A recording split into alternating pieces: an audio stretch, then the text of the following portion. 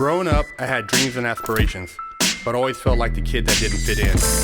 For the most part, I wasn't a bad kid, but when I made the transition into adulthood, I turned to the streets for guidance. This led to getting locked up in juvenile hall, doing time in CYA, and eventually a 120-month sentence in federal prison. I had a lot of time to think and reflect during my federal sentence, so I share with you what I learned, hoping I can positively influence someone else's life with Prison Talk. What's up, everybody? Big Herc, fresh out. You're tuning in another edition of Prison Talk. Make sure you subscribe to the channel. Don't be a damn weenie. I got the homie here, Young Dirt from SAC. You know what I mean? We out here chilling and shit. DPH, deepest part of hell, what they used to call it. You know what I'm saying? And we chopping it up, man. I'm, sharing some questions. And you guys ask me a lot of questions I can't speak on because I haven't been in every situation. But, my partner here, man, he's been through a lot and he has a lot to share. Young Dirt, man, I want to ask you, man, about like prison economics, man, because I know that's a big thing. And a lot of people, they're curious about like how does the person survive in there? What is a prison economy based on? And a lot of times, the guards are even involved in it, in the warden, because it's part of the economics of the institution. I mean, if it wasn't the drugs wasn't in there, they couldn't run the prison like they run it. So can you elaborate a little bit on that?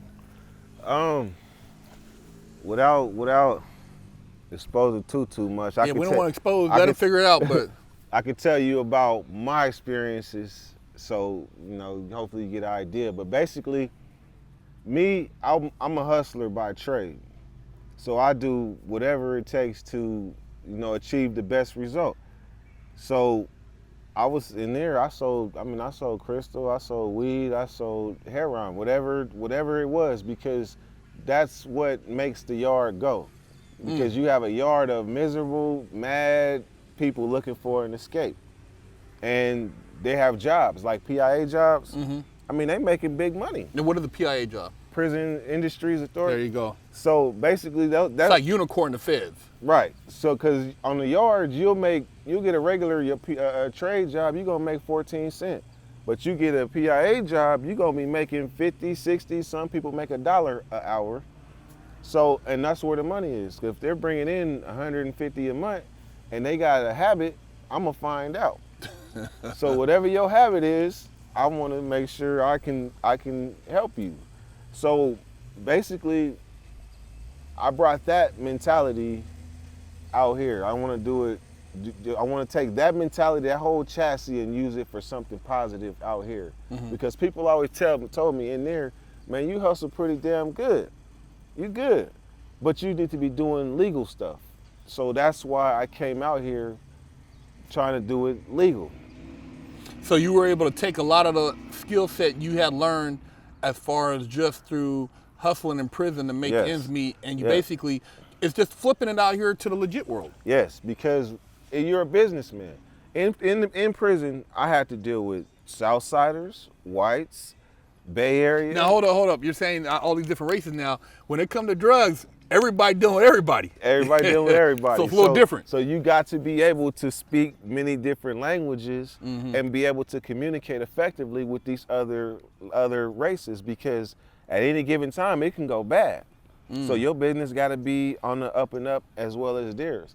So if you have a bad reputation, the one on the yard that got the money ain't even gonna think to approach you. But if you got an up and up person, if you got an up and up name, because prison is about respect, then they'll find that the money will find its way to itself. So I did all right. So on an average prison yard, how much money you think is flowing through there, man? Man, hundreds of thousands. Hundreds of thousands. And I tell people all the time, they like, well, they bringing it in through this and that. Where I'm not gonna get into, you guys figure out that part. But I mean, how involved are the people who work, the staff? They just as involved as the people. I mean, yeah, because selling it. Like I say, money talk. There you go. Money talking. Everybody ain't strong enough to resist it as others. So, hey, that's how they do it. Like I mean, phones is taxing right now. I talked to the homie in Salinas the other day. He was like, man, they like 2,500. Damn. I'm like, 2,500? I said, well, how much a flip phone go for? We talking about the old school flip phones. They're like 1,500. Damn. So motherfucker with a phone up in there, he doing big things. I stayed with a phone. It's like we're removed from this, and this is some new stuff too. They just passed legislation. I talked to the homie this morning. No good.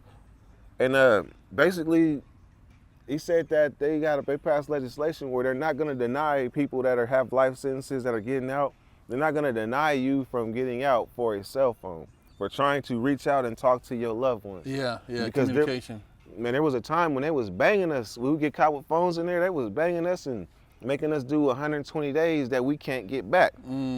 But like some write-ups, like 90 days or less, you can get the time back. But 120 days and better, you're not getting that back. So add that onto your sentence. And how important is that communication, man? I tell people all the time, a letter, communicate with somebody, that might be something that says yay or nay as far as you say on the yard one day, fuck it. You know what I mean? Yeah. That's the turning point. Yeah, it is. And the thing is, letter writing is outdated now.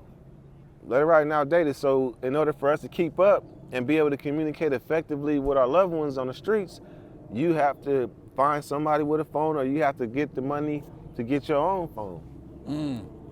It's now you're not in there. Damn near you're not living. You're like in a throwback prison 1970, 80 penitentiary lifestyle if you don't have access to no phone. So damn near everybody's got to have something as far as just to stay up to date with technology. What's going on in the world, huh? Yeah, that's having a phone in there is basic. Wow. That's basic. I done had 3 at one time and had to musical phone with different cells. Oh shit.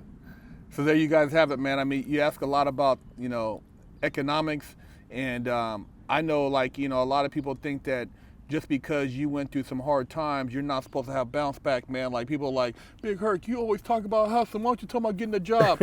I'm like, dude, why are you watching the channel? You know what I'm saying? Mm-hmm. You mad because you out here and you got this guy who done popped out here, a young man like yourself, intelligent, who's getting it, and it's like they want you to be riding a Greyhound bus. They want you to be busted when you get out here, but that's not you. Yeah. So, and here's a sad reality. When I came home at 33 years old, mentally, I was probably like 23, 24. And I found myself sleeping on my mama floor with my wife, trying to figure it out. And it took me almost 10 months to figure it out. People coming in the house, like my uncle bring his friends over, they walking by, excuse me, because I'm sleeping on the floor with wife. Or they don't see me, they see wife over there, they come in there like, ooh, who that? And I gotta pop up from the covers like, hey man. Oh shit. So after enough of that, I was like, man, I got to figure this out. Yeah. And I noticed expectations ain't too high coming home after doing 17 years, but I put them high for myself. So once I got a job and got up out there, we got our own apartment. But coming home and after 17, oh man, I wouldn't wish it on nobody, but it's a beautiful experience being reborn though. I will say that. I tell people all the time, it's like the greatest day of my life, man, when they call you to those gates, and, 'cause you never leave unless you get transported. And when they actually call you to leave, and you getting a ride down to the station, man, you like, fuck, I'm free? Man. Shit, man. I think I saw myself getting out about 100 times in my mind before I finally did. So when I finally did, it seemed natural. It's like overwhelming, man. I jumped in the car and drove. There's this place out in Old Folsom, like the exit away, it's called Hazel Peak, and it overlooks Folsom Lake, or the Folsom Dam. I went right there, blew me a backwood. It was like, all right, now let's get this started. And it's only been 4 months, but it seemed like I done lived a lifetime, and that only 4 months. Yeah, man, it's a beautiful thing. Congratulations on that, man. Young Dirt, Big Herc, Prison Talk.